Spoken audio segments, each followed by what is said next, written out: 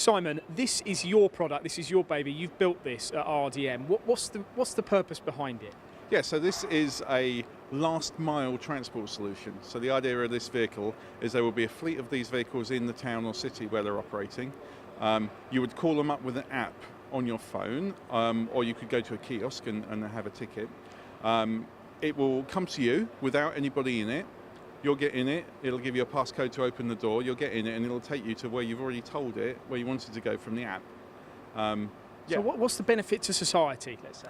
Okay, so the idea is that you'd have a fleet of these vehicles that would be running around, and rather than having everyone having their own personal car and then using it for 5% of the time and parking it for 95% of the time, the idea of these vehicles is that they're very heavily utilised and they're on-demand service. So you can move people around in your city. These are obviously electric, zero emissions at point of use, and they will take quite a number of people. This particular one is a 4-seater one. We also do an 8-seater one, and even bigger than that. And they run on the pedestrian precinct areas. So you get in it at the park and ride, and you can drive with it all the way down to the local shops in the middle of the city centre.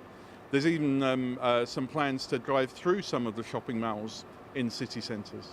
So unlike a taxi, it doesn't talk to you on the way? Well, of course you can interact with it. It has a VR system, virtual reality system in this particular one. But have you designed, you've manufactured, you've done everything? This is solely RDM's product? Yeah, so we're a little Coventry-based company. We're the same company that did the Lutz Pathfinder vehicles for the Transport Systems Catapult, which is a project that's running in Milton Keynes. So we had a head start because the Transport Systems Catapult nominated us. It was an open engineering bid competition.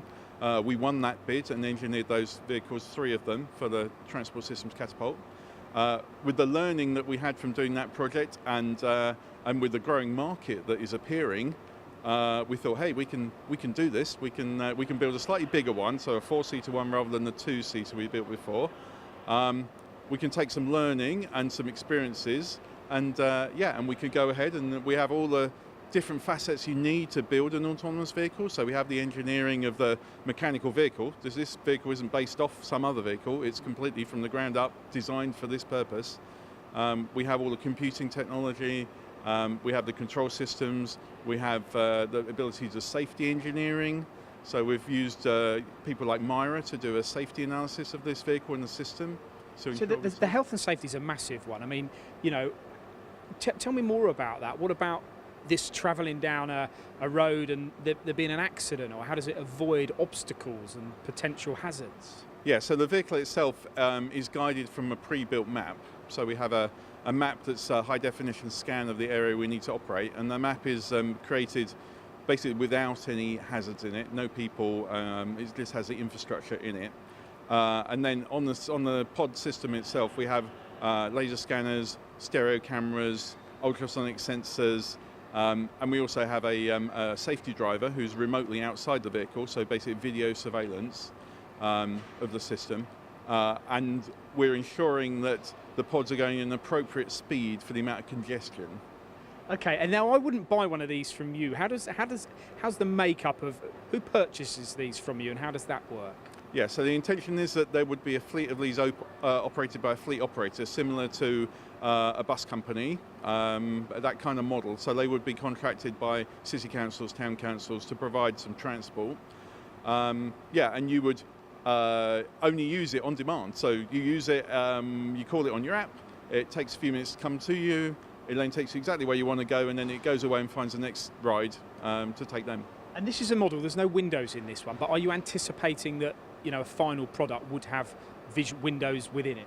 Yeah, so for some scenarios, actually windows are not needed. So there are some cases where we have a system that would possibly be running in tunnels, so mostly hidden.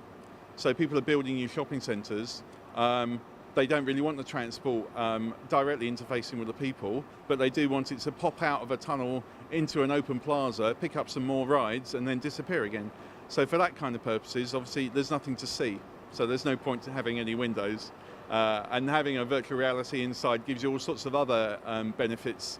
You could watch a movie. You can watch movies. You could be in the movie. You could be in a 3D game when you're running. You could, play your Minecraft when you're running down to the shops and back.